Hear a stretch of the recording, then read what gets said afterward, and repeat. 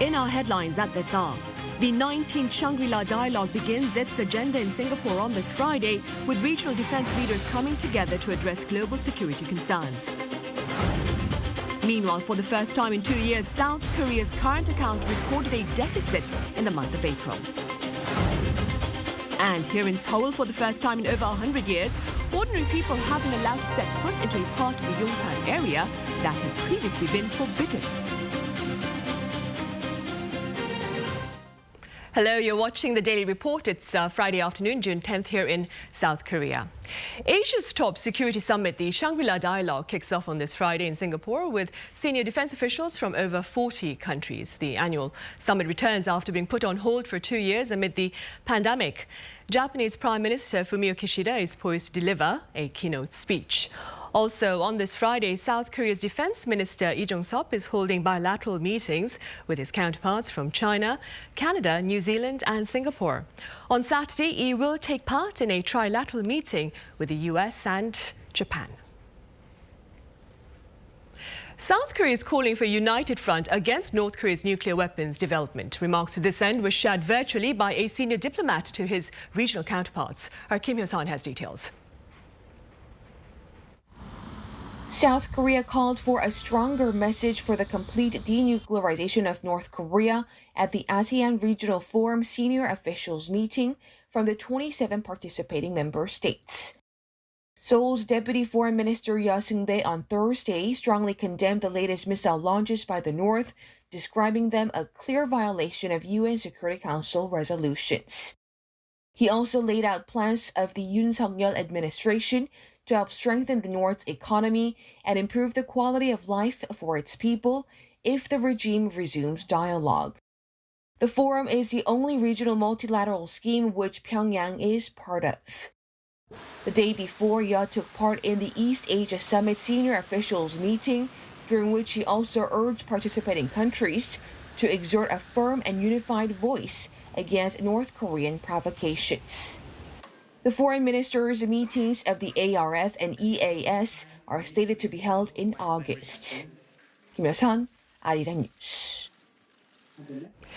President Yoon Suk-yeol has been invited to a NATO summit in Madrid this month. According to the presidential office, on this Friday, President Yoon will partake in a session involving NATO's allies and partners. On the sidelines of this session, he is expected to engage in bilateral exchanges with his European counterparts. Whether or not Yoon will sit down with his Japanese counterpart remains uncertain. Regardless, the top office says the president's first overseas agenda will seek to bolster collaboration with NATO for a rules-based international order. And during his first 30 days in office, President Yoon has highlighted the importance of strengthening Seoul-Washington ties, of streamlining the semiconductor industry, and of seeking national solidarity. Our presidential office correspondent Yoon Jung-min reports. Friday, June 10th, marks exactly 1 month since Yoon Suk-yeol took office as the president of this country. Every step of the prosecutor general turned president's way has been marked with firsts, but for the presidential press corps covering the South Korean president, his morning commute to office and the daily stop behind the press line are definitely some of the most welcoming changes. 저는 원래 한 달 됐다, 1년 됐다에 대한 특별한 소감 같은 거 없이 살아온 사람이고 열심히 해야죠. 지금 시급한 현안들이 한두 가지가 아닙니다. In his first 30 days in office, President Yoon focused on strengthening alliance with the U.S. with a one-on-one with U.S. President Joe Biden, during which the two reaffirmed their commitment to a global comprehensive strategic alliance and agreed to reactivate talks on extended deterrence. He's also been stressing the importance of long-term growth with a special emphasis on the semiconductor industry. 첨단 산업으로 우리 산업 구조가 고도화되지 않으면은 우리가 앞으로 우리 사회 체제를 유지하기가 어렵습니다.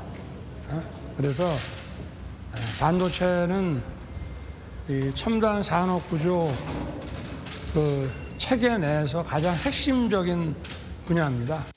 Another area of focus for President Yoon in his first month has been national integration and unity. His effort to close the regional divide in South Korea has been apparent in a number of instances, with the most prominent one seen last month when the conservative president led a train full of his cabinet and the entire ruling People Power Party to the May 18th pro-democracy memorial event in the liberal stronghold Gwangju. What's key from here on is how well the new president handles pressing challenges that lie ahead, such as North Korea's growing missile and nuclear threat, particularly amid signs of an imminent seventh nuclear test, and inflationary and recessionary pressure at home. Yoon Jung-min, Arirang News. In other news, South Korea's daily COVID-19 tally has dropped below the 10,000 mark yet again on this Friday. Given the declining trend, Prime Minister Han Duck-soo says the government will now analyze the causes and symptoms of long-term effects of the virus, also known as long COVID. A treatment guideline is expected to be published after this analysis. Authorities have announced 9,281 new infections today. 18 COVID-19 related fatalities were reported and the number of critical cases stands at 107. On the trade front, South Korea's current account balance shifted into the red in April for the first time in 2 years amid escalating commodity prices. Aram Ji-young has more. South Korea in April recorded its first current account deficit in 2 years. The latest trade data released on Friday by the Bank of Korea shows that the balance of trade in April came to a deficit of $80 million. The bank attributed the shortfall to the soaring commodity prices. Although exports of goods have been solid, the goods account surplus dropped significantly as imports of goods jumped, led by higher commodity prices. The country had more exports than imports of goods in April, but the size of the surplus slipped to $2.95 billion, down 40% compared to a year earlier. Led by semiconductors and petroleum products, goods exports amounted to roughly $59 billion, up 11% on year. But goods imports stood at roughly $56 billion, rising by more than 16% due to high commodity prices amid the global supply chain bottleneck and the war in Ukraine. Also, a major driver that pushed the balance of trade into deficit overall was overseas dividend payments. The country posted a current account deficit for the first time in 24 months as the primary income account recorded a deficit due to the seasonal overseas dividend payment. The primary income account posted a deficit of $3.25 billion, which was driven by $3.82 billion of overseas dividend payments. Ji-young, Arirang News. Over the past year, roughly 1 out of 5 items in South Korea has seen more than a 10% rise in price, according to Statistics Korea on this Friday. Out of the nearly 460 items researched for the Consumer Price Index, about 20% saw their prices rise by at least that much in May. Kerosene saw the most hikes, spiking more than 60%. Cabbage prices rose almost 55%. Potatoes, noodles and radish up more than 30%. Experts say greater spending and international supply disruptions are driving up these prices. And BOK Governor Lee Chang-yong has hinted at additional interest rate hikes throughout the year. Speaking at an event to mark the 72nd anniversary of the central bank's establishment, he stressed on the bank's priority to tame inflation amid rampant price pressures worldwide, which he claimed would weigh heavily on low-income households should policymakers fail to respond. He also pointed to the speed and level of monetary tightening policies that is elsewhere to assert that, quote, it's hard to say that the BOK is leading efforts on this front.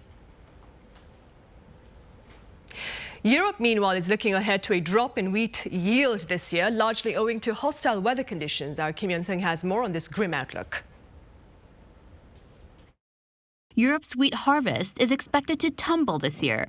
The European Union is expected to produce 5% less wheat than last year, according to Strategy Grains, a consulting firm for agriculture. France, which makes up almost a fifth of Europe's agricultural production, is also facing ahead a 5% drop in wheat.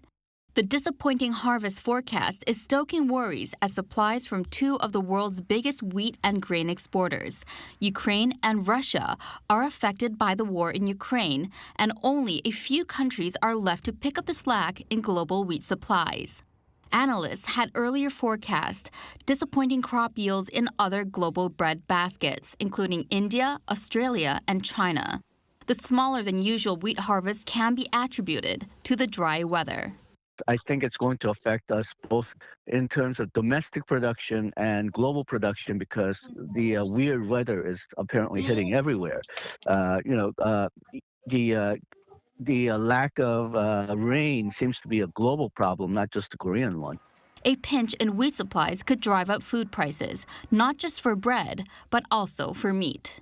A lot of that grain was used for livestock feed. And we probably will have enough money to feed we will probably have enough grain to feed the people, but it will raise the price of livestock, and that's probably behind what's the rise in prices of beef and pork globally.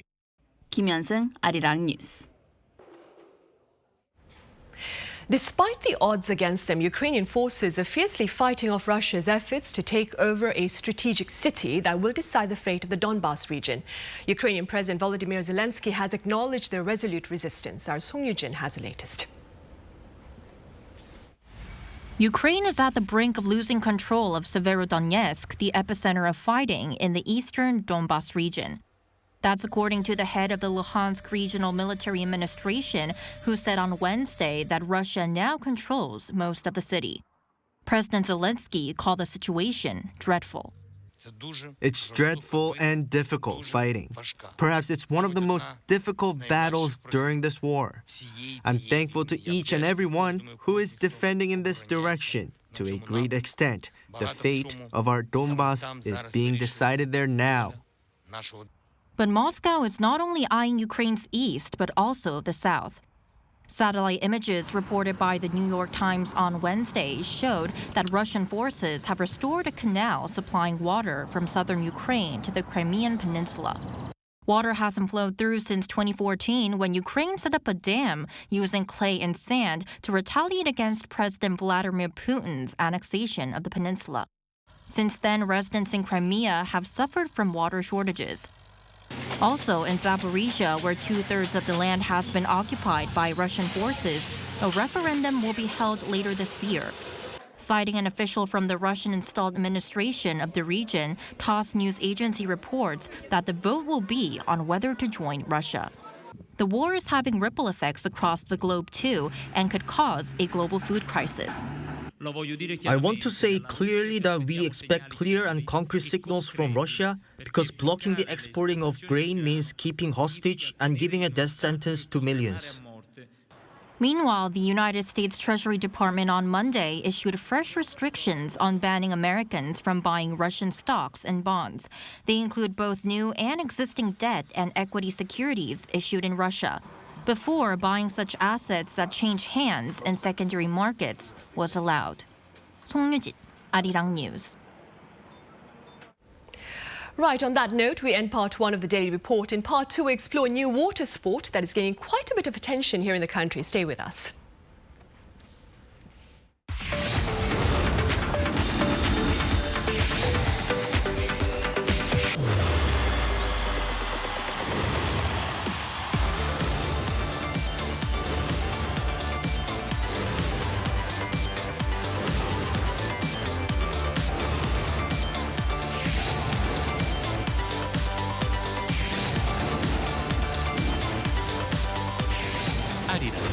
What matters?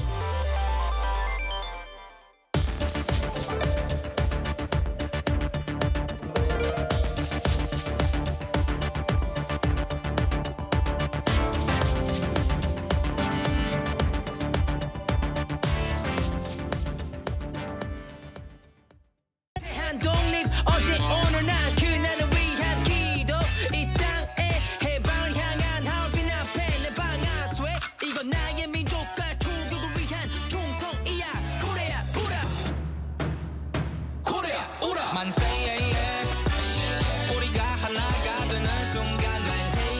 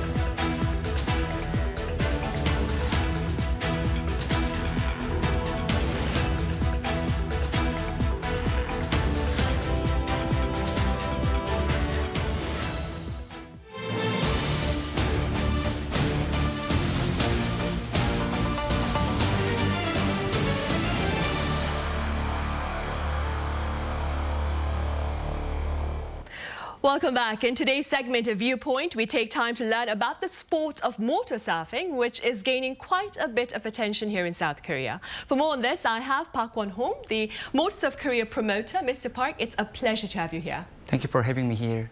Right, and I also have Jenna Lee, who is an active racer of the sport itself. Jenna, welcome. Thank you for having me.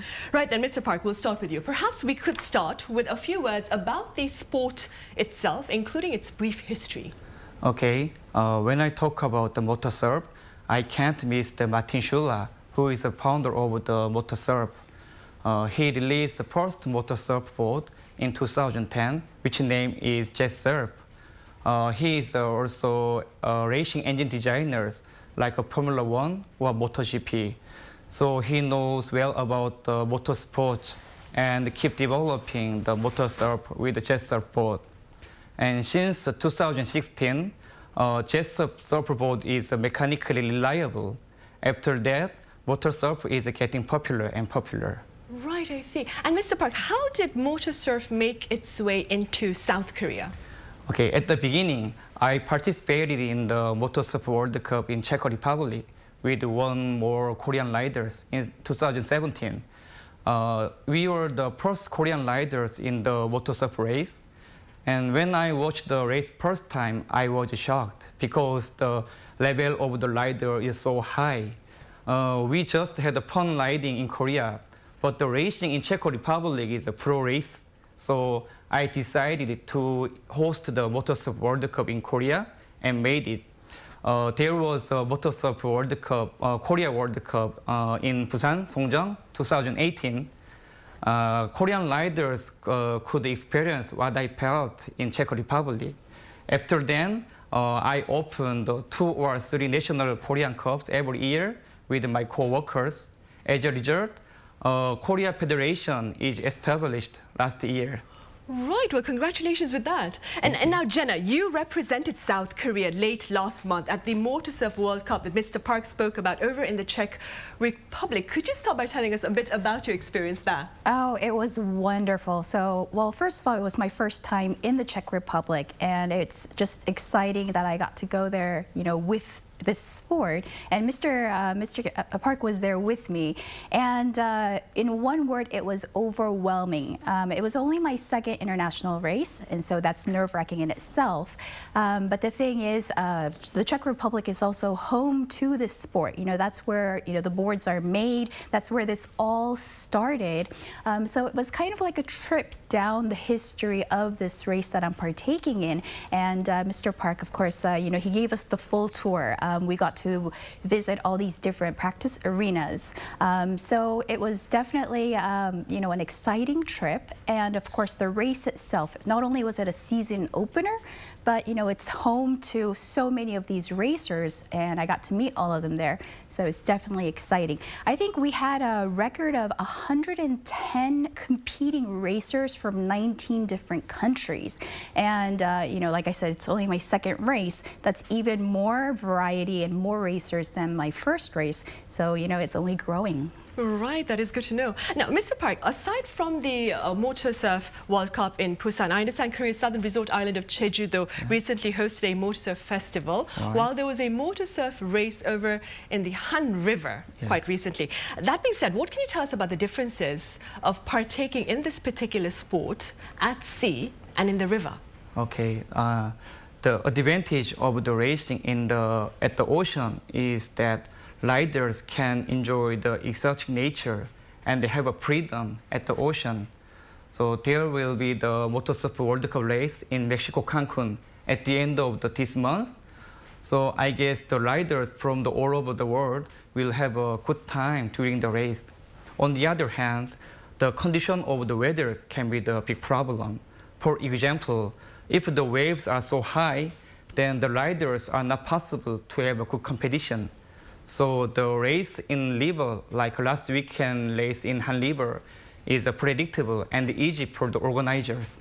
And also riders can show their best performance on the track. These are the differences between the race in the river and at the ocean. Right, I see. And staying with that then, Jenna, as a racer of the sport yourself, which body of water, so to speak, that is, do you prefer, the sea or the river? Like Mr. Park said, I would definitely say as a racer, I'd prefer the river. Because the thing is, what a race entails for jet surfing or moto surfing is they have these buoys and they're color-coded. And so depending on the color, it's a right-hand turn or a left-hand turn.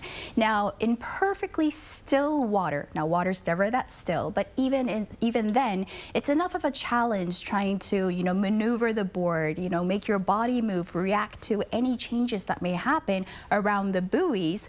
But imagine if that's, in the ocean, then there's waves and these buoys are moving and, you can't, it's more difficult to find balance with such, moving water. So as a racer, definitely the river. But like Mr. Park also said, though, if you're not racing, riding or experiencing motor surfing in the ocean it's a different level of fun. I see. And Jenna, I also hear you ranked second during the motor surf race in the Han River. Could you tell us about that particular race?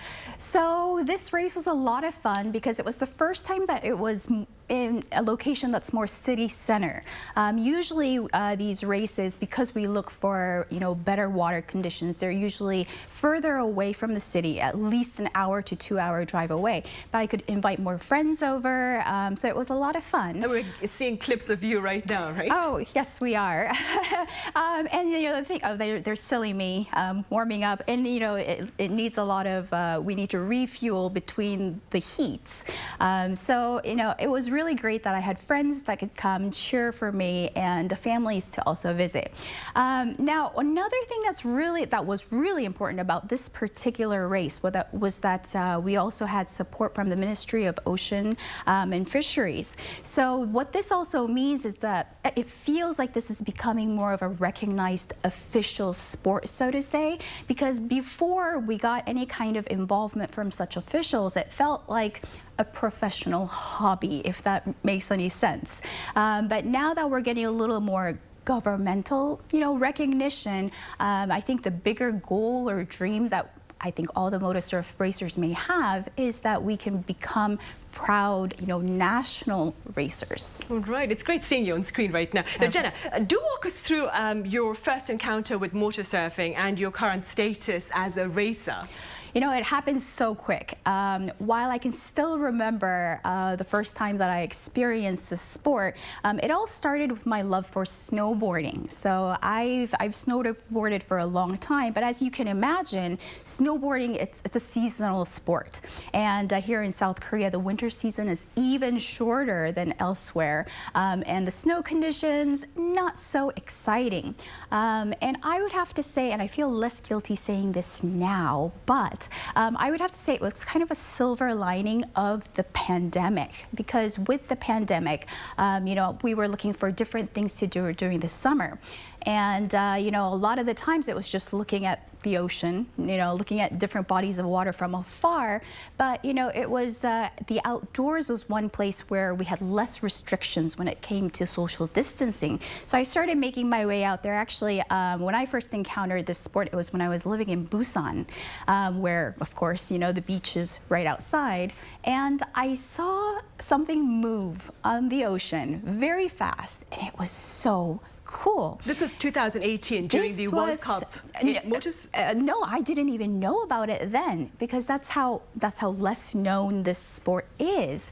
And it wasn't until it was just 2 years ago that I first encountered this sport, and it was a weird combination of snowboarding. It's like waterboarding, but it's motorized and it's so fast. It's like an on-water motorcycle. And so I got curious about it and jumped into the water, got started. The first couple weeks, it's, can I stand up on this board or not? Is it going to take over, my body? But it started from there. And I don't know, step by step, it was, the next goal was, okay, so now that I can stand on this board, can I maneuver it the way that I want to? Okay, got there. Oh, people are doing turns. Let me see if I can do that. So step by step, I made it to a point where now I'm fighting buoys. Right, that is good to know. Mr. Park, I'm aware that water sports like surfing are quite popular here, even among foreigners. That being said, does Korea harbor favorable geographic features to perhaps host such water sports? Okay, the water surf is the fastest growing water sport in the world. So foreigners in Korea already know about this sport well. And it's good for the foreigner to start water surf in Korea because Korea is peninsula, which means surrounded by the water. So there are a bunch of the nice beaches, and you can find the large of the water sports center at the river point. So, and also we have 4 of the official water surf academy in Gapyeong, Gimhae, Busan, and Jeju. So the people can start the water surf at one of the academy, and they can discover their own wave with their boat in Korea. Right. Is it becoming quite popular, Mr. Park? This it's getting popular. I see. Jenna, motor surf, however, still remains rather a new sport, of course, here in the country. And that being said, what are some of the differences with regard to the competitions being held here in South Korea and those being held perhaps in the Czech Republic? So I would say, like I said, I've only attended 2 of these international races. One of the biggest differences that I noticed is the environment in that overseas, I feel like it's more of a family event.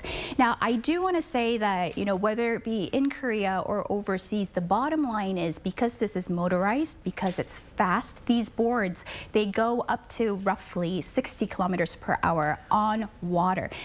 The bottom line is it's always safety first. So we do get a little competitive, but safety does come first. But with that said, overseas, it's a family event in that I think the juniors category is the youngest group where, you have to be a minimum age of 8 to 15. So if you're 8 years old, so the racers, their ages range from as young as 8 to as long as it doesn't matter how old you are.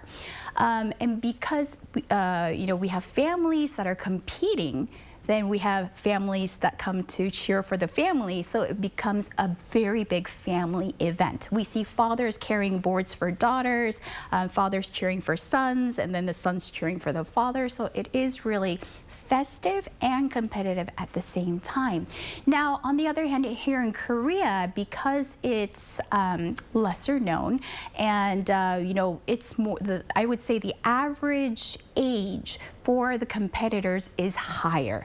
So myself included, whereas the average age of the competitors overseas would be, I would say, late teens, early 20s, in their 20s. I would say in Korea, and especially of the ranking, racers, it's more, I would say, late 30s, early 40s even. So, they're the ones that are busy racing.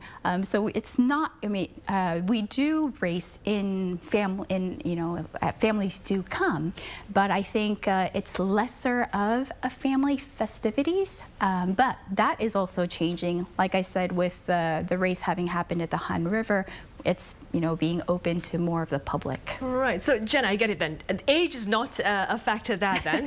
That aside then, are there requirements with regard to perhaps physique if you want to take part in motorsport? Oh, physique. Short answer is no, because if you are 8 years old, if you have the ability to stand on the board with your legs about 50 centimeters apart, it doesn't require that much. And how long did it take you to stand on the board, by the way? Oh, geez, do I have to expose that? I'm really curious to know. For some people, they stand up on their first day. Now, for me, and mind you that it's also more so possible if you are experiencing this for the first time on still water. I experienced it for the first time in Gwanghwaeli Beach, where it was a very windy day. Very challenging also. Yes. It took me, I would say, about a full week. A full week, I say that like a weekend, a full weekend for me to figure out how to put my foot in, not let the wave take over.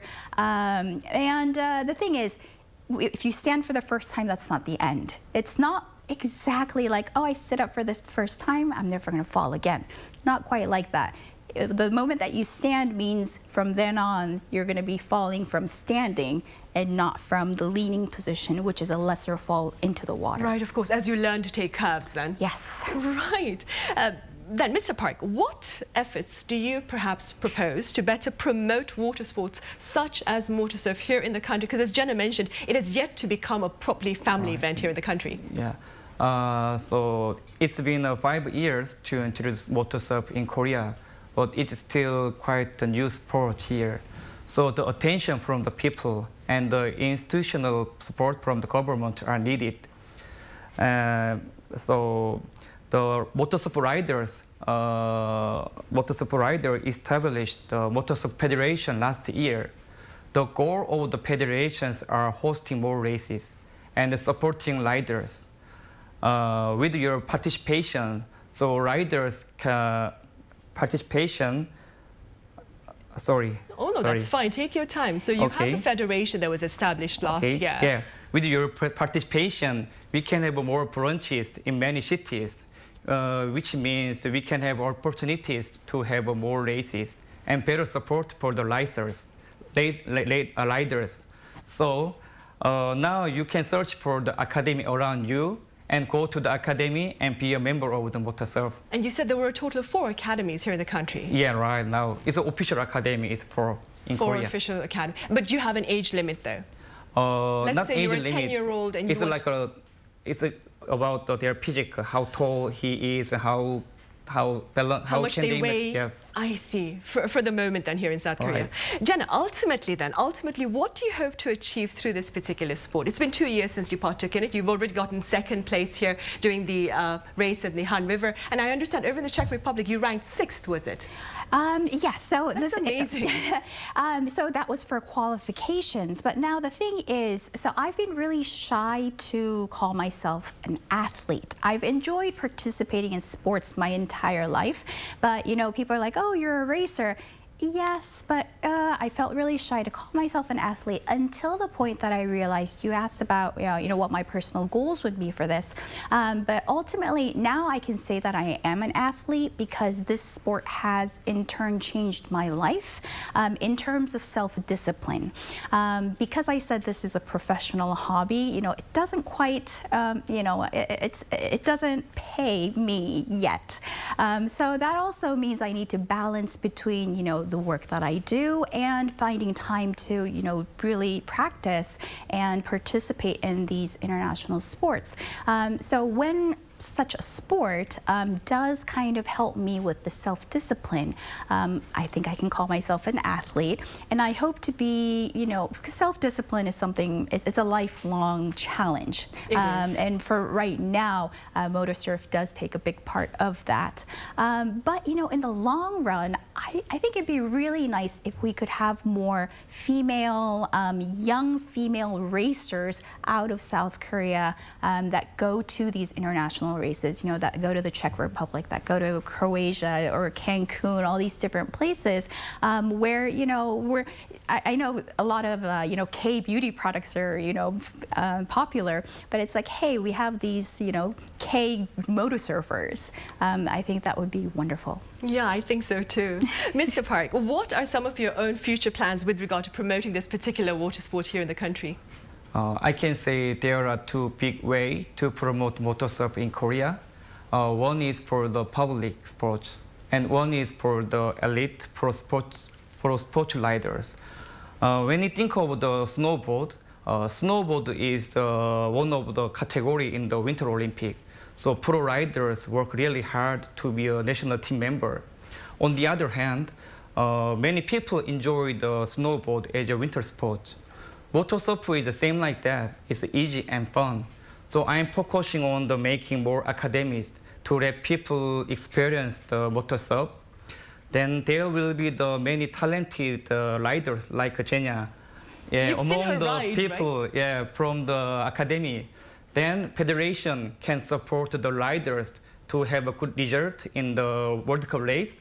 And I hope Korean riders go to the top of the podium in the World Cup race in near future. We'll keep our fingers crossed for that. And one more question, Mr. Park. This is an impromptu question. What are your thoughts on Jenna's riding ability?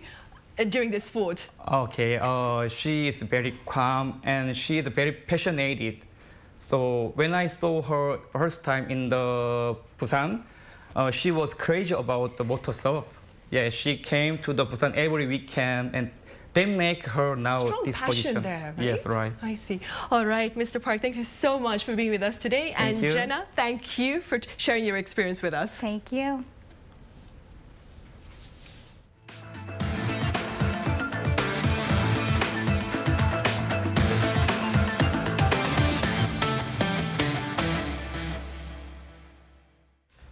For the first time in well over a century, ordinary people here will be able to venture into a part of the Yongsan area that was previously off limits to them. Our Yoon has more on this formerly forbidden land. 용산공원 시범 개방부지에 오신 여러분들을 환영합니다. For the first time in 120 years, South Korean civilians can step foot in a part of central Seoul that used to be strictly off limits. For over a century, this area had been only accessible to foreign forces. As far back as the Goryeo dynasty in the late 13th century, Mongolian soldiers used it as their base. When Imperial Japan colonized Korea, it had been a supply base for the Japanese army. And after Korea's liberation, the U.S. military took over this area. For years, the U.S. military trained here. It was only after the U.S. military base moved to Pyeongtaek in Gyeonggi-do province that this area could finally open up as a national park.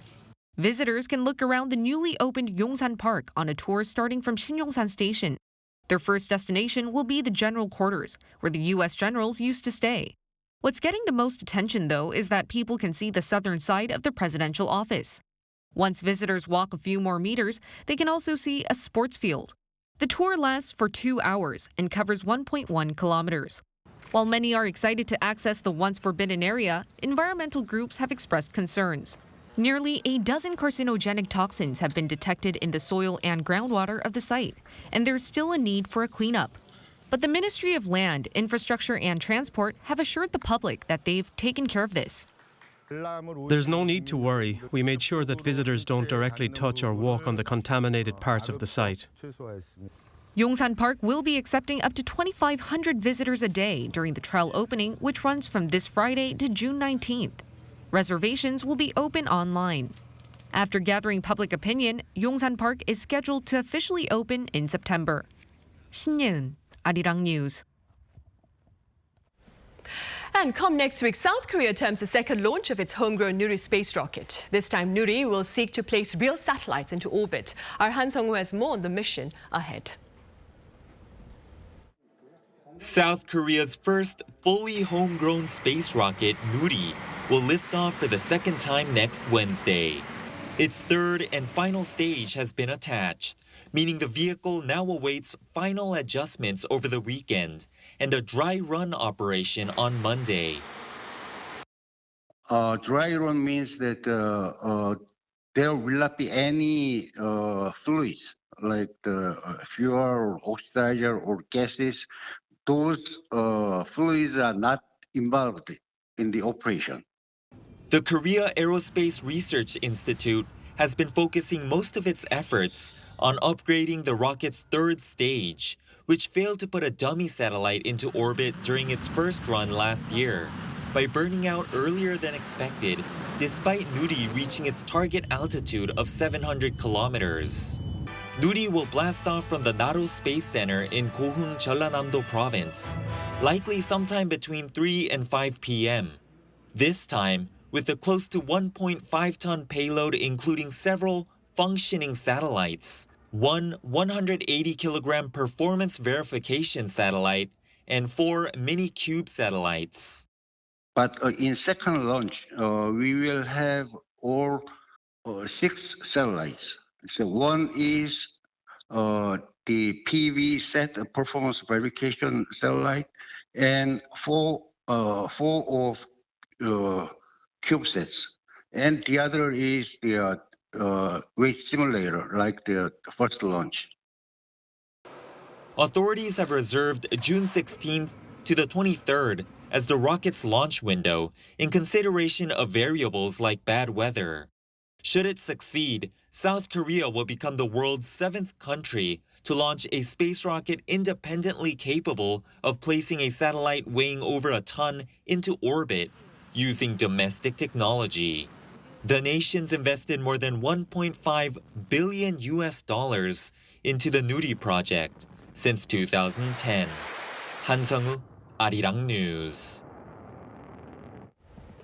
Up next, we turn the spotlight onto South Korea's animation industry. Now, in the past, the industry's earnings came largely from catering to overseas clients. But in recent years, local animators have been actively reaching out to global audiences with original productions. My colleague Kim Bo-kyung has their story. All eyes were on the movies and actors at this year's Cannes Film Festival.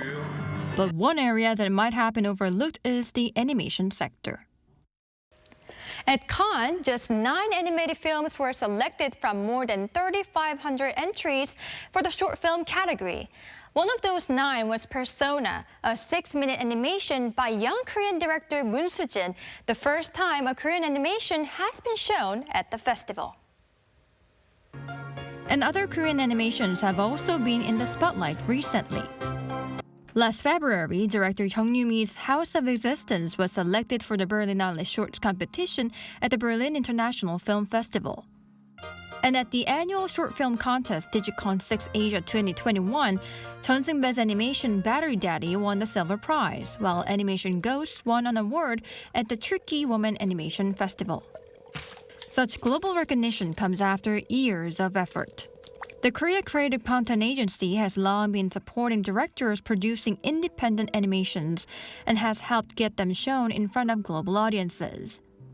It has supported all of the previously mentioned films and also runs several programs to train those who dream of working in the animation industry. I applied after hearing that I can systematically learn how to use the Unreal Engine tool and also get employed to do the actual job training. By making animations as a team project, I'm learning how to use the real-time rendering program and motion capture system. Though Korean animation is getting global attention, an official from the KOCCA says there are still not enough training programs. Korean dramas and movies are gaining global popularity, and that is because there are training sessions that let more directors and producers develop their capacity and shine. But the animation industry lacks such programs for fostering young talents. But with more financial support and attention, the KOCCA official says the Korean animation industry can be a big success. Kim Bo-kyung, Arirang News.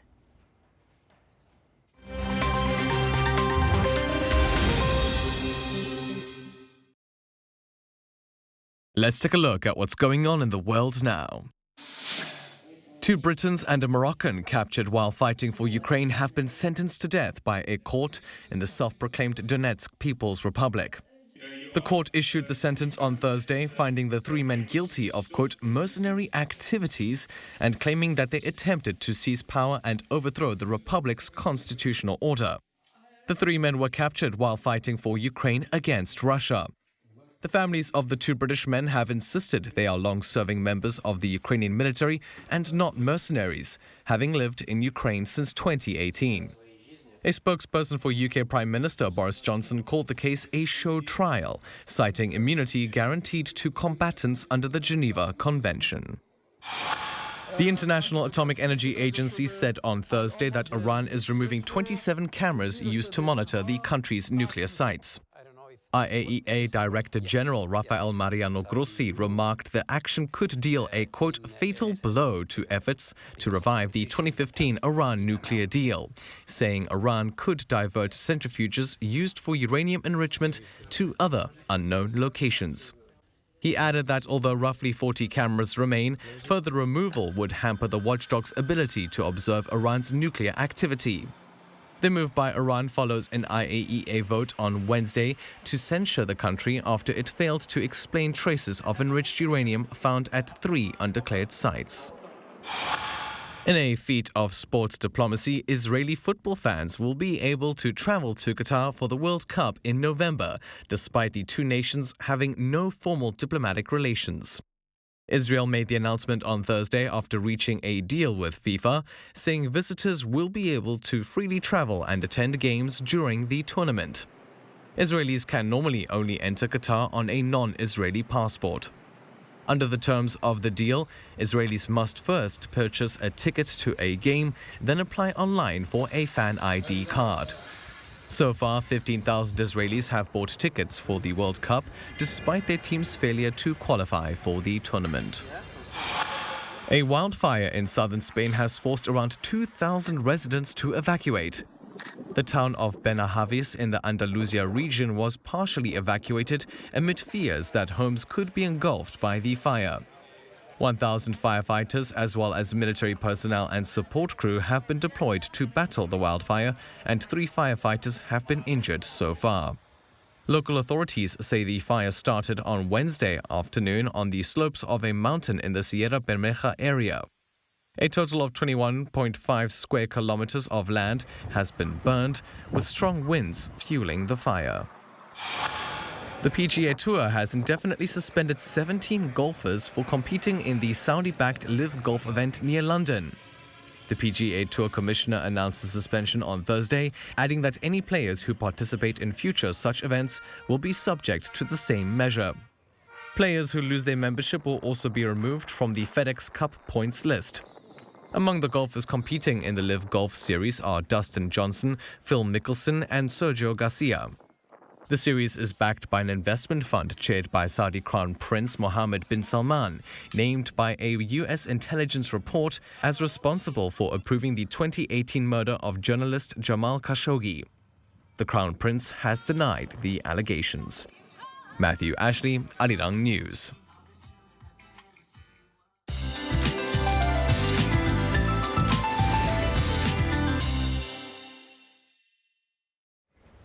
Good Friday afternoon. Well, unlike yesterday, we're about to wrap up the week with well above normal temperatures.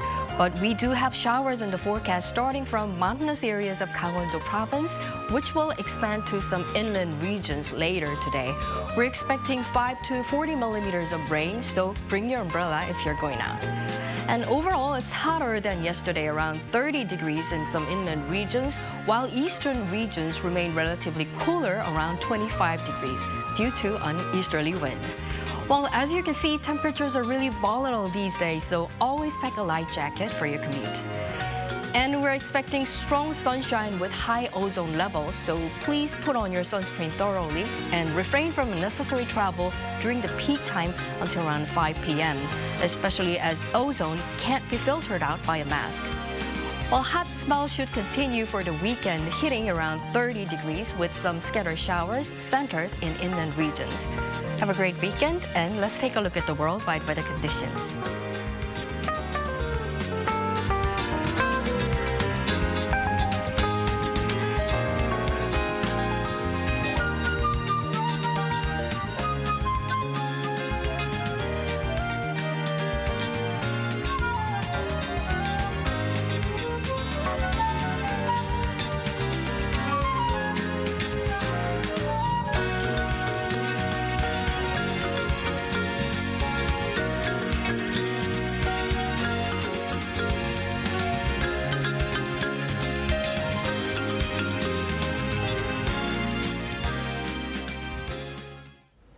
That brings us to the end of this week's editions of the Daily Report. Thank you for watching. Have a good weekend.